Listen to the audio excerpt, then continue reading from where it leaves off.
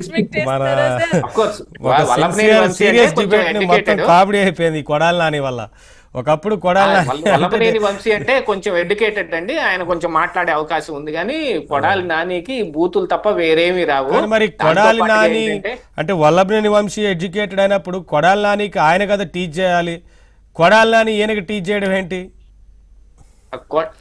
కాదండి, గురువు వేరే ఉంటారు. గురువు మనకు వచ్చిన ఎడ్యుకేషన్ తో పాటు కాదు ఉండేది, వచ్చిన స్కిల్స్ తో పాటు, అంటే మనకు వచ్చిన రౌడీజం బూతులతో నేర్పించారా, పాటు. టీచ్ చేశారా? ఆ రౌడీజం లో మనకున్న స్కిల్స్. కొడాలి నాని అంటే మరి ఆ లారీ కల్చర్ నుంచి చాలా కింది స్థాయి నుంచి ఎదుక్కుంటూ వచ్చాడు కదా, అందుకని అతనికి అపారమైన అనుభవం ఉంటుంది. ఒక వ్యక్తిని ఎదుర్కోవటంలో గాని, పారిపోవటంలో గాని, లేకపోతే బూతులు తిట్టడంలో గాని, ప్రొవోక్ చేసి పిలవటంలో గాని, లేదు అన్ని పరిస్థితులు ఎదురు తిరిగితే పోయి కలుగులో దాక్కోవటంలో కూడా వాళ్ళకే అనుభవం ఉంటుంది. అందుకని కొడాలి నాని గురు.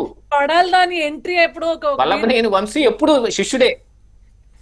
కొడాలి నానికి ఒక ఎంట్రీ వీడియో ఉంటుంది సార్. వ్యాన్ లో వస్తాడు, కార్ లో వస్తాడు, ఏ జై కొడాలి నాని అరవంట్రా అని అడుక్కుంటాడు లోపల నుంచి. సో దిస్ ఫెలో ఆ వీడియో ఉందా అట్లా? ఉంటుంది సార్, నేను పంపిస్తాను. ఉంది. అడుగుతాడు జై నానన్న అని చెప్పి అరవండి జై కొడాలి అని అరవండి అంటాడు లోపల నుంచి. అసలు అది వీళ్ళని పెద్ద లీడర్స్ లాగా లాస్ట్ 5 years వీళ్ళ గురించి మనం రాజకీయం చేసాం చూడండి. నేను ఎప్పుడు అంట ఫర్ దీస్ బాస్టర్డ్స్ మనం మాట్లాడుకుంటున్నాం డిబేట్స్ లో. వద్దులేండి, మనకెందుకు వాళ్ళ భాష మనం ఉపయోగించొద్దులేండి. అందుకే చాలా పాష్ గా ఇంగ్లీష్ లో చెప్పండి. ఏది చెప్పినా అర్థం అదే కాబట్టి మనం వాళ్ళ భాషలో వెళ్ళొద్దు అనేది అంతే. సరే గౌతమ్ గారు, ఏం జరిగినా చర్యల విషయంలోనే ఇప్పుడు వారు సమయం తీసుకుంటామని చెప్తుంటారు. 6 నెలలు అయిందని దుర్గారావు గారు అంటారు. ఈలోగా లుకౌట్ నోటీసులు ఉన్నాయో లేదో తెలియదు. అంటే లుకౌట్ నోటీసులు అయితే లేవండి. ఈయనకు వల్లభనేని వంశీకి ఉన్నట్టున్నాయి ఒక పార్టీ ఆఫీస్ గొడవ విషయంలో. కొడాలి నానికి లేదు. యాక్చువల్ గా దేవినేని అవినాష్ కి ఉంది. కొడాలి నాని మీద కూడా స్ట్రాంగెస్ట్ కేసు కూడా ఎక్కడ నమోదు కాలేదు. మీరు ఆ విషయం కూడా ఒకటి గుర్తించాలి. ఈ అనుచరుల మీద, ఈ వీళ్ళ మీద ఉన్న ఈ కేసుల్లో భూకబ్జా విషయంలో పూర్తి స్థాయి పాత్ర ఆయనదే అయినప్పటికీ ఎందుకు మరి ఆ కేసు ఎందుకు నమోదు కాలేదనుకోవాలి? అంటే చేయించి వెనక ఉన్న మాస్టర్ మైండ్ వేరు, ముందుకొచ్చి చేసే వ్యక్తులు వేరు ఉంటారు కదండి. ఎప్పుడైనా ఫస్ట్ ఎక్కడి నుంచి మొదలు పెడతామనంటే ఒక ప్రాసెస్ గా చేసిన వాళ్ళ దగ్గర నుంచి వాళ్ళని అరెస్ట్ చేసిన తర్వాత వాళ్ళు ఇచ్చే ఇన్ఫర్మేషన్ బట్టి దీని వెనుకున్న మోటో ఏంటి, మాస్టర్ మైండ్ ఏంటి, వాళ్ళని తీసుకుంటే వాళ్ళు ఏం చెబుతారు, ఇట్లాగా ఒక ప్రాసెస్ ఉంటుంది. కాకపోతే ఏమైందంటేనండి, ఇప్పుడు ఆంధ్రప్రదేశ్ రాష్ట్రం బహు అస్తవ్యస్తంగా తయారై కూర్చుంది కూటమి అధికారంలోకి వచ్చే టయానికి.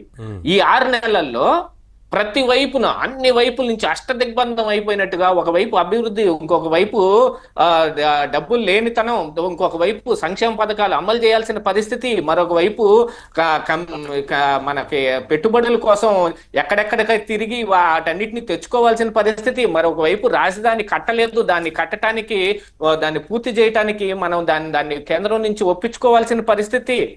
ఇవన్నీ పోతే ఇంకా తర్వాత తిరుపతి లడ్డు వ్యవహారం ఏమిటండి, గనుల మైనింగ్ ఏమిటండి, లేకపోతే ఇసుక మైనింగ్ ఏమిటి, మద్యం విధానాలు ఏమిటి, అన్ని ఏంటంటే ఇప్పుడు ఒక పిల్లాడు ఉన్నాడండి, ఒక 100 పేజీలు సీరియల్ నెంబర్లో 1 to 100 పెట్టామనుకోండి, అది ఎక్కడన్నా ఒకటి అలా తీసి పక్కన పడిపోతే ఆ నెంబర్ వెతుక్కుని అక్కడ పెట్టొచ్చు. కాదు, ఈ 100 పేజీలని గాల్లోకి ఎగరేశాడు జగన్మోహన్ రెడ్డి.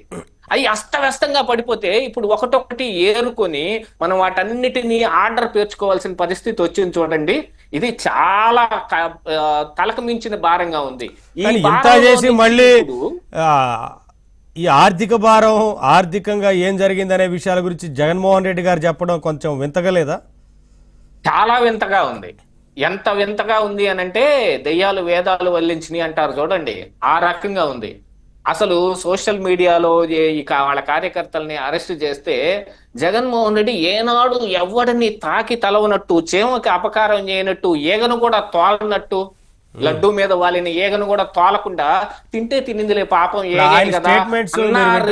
మాట్లాడుతున్నాడు. ఆయన స్టేట్మెంట్స్ వింటున్నారు కదా, ఇంకా సోషల్ మీడియాలో రెచ్చిపోమని చెప్తున్నారు కానీ బాబు పెట్టొద్దు మీరు, అది కరెక్ట్ కాదు, జాగ్రత్తగా ఉండాలి, మనం మంచిగా ఉండాలి అని చెప్పి ఒక్క మాట, ఒక స్టేట్మెంట్ ఇవ్వట్లేదు గౌరవంగా బ్రతకడం గురించి.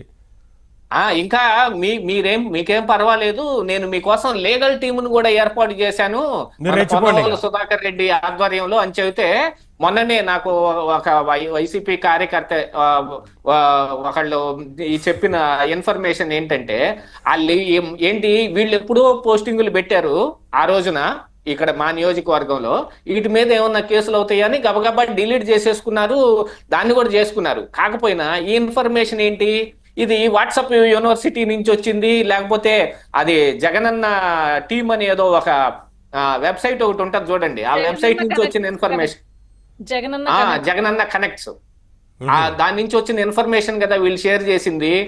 ఎవరెవరికి షేర్ అయ్యింది అని పట్టుకొని మన దాకేమన్నా వస్తారా అని భయపడి వీళ్ళు ఆ లీగల్ టీమ్ కి ఆ నెంబర్ కి ఫోన్ చేస్తేనంటండి, జగన్మోహన్ రెడ్డి గారు చూపించారు కదా ఇదిగో నెంబరు అని ఒక ప్రింట్అవుట్ చూపించి నెంబర్ కి ఫోన్ చేస్తే, అయ్యప్ప మాలేసుకోండి, లేకపోతే ఊర్లో ఉండకుండా ఒక 6 నెలలు ఎటైనా వెళ్ళిపోండి, మీకు తెలిసిన వాళ్ళు వేరే రాష్ట్రాల్లో ఎవరన్నా ఉండారా అని వాళ్ళని ఫోన్ చేసిన వాళ్ళని లీగల్ టీమ్ ఇన్ఫర్మేషన్ అడుగుతుందంట.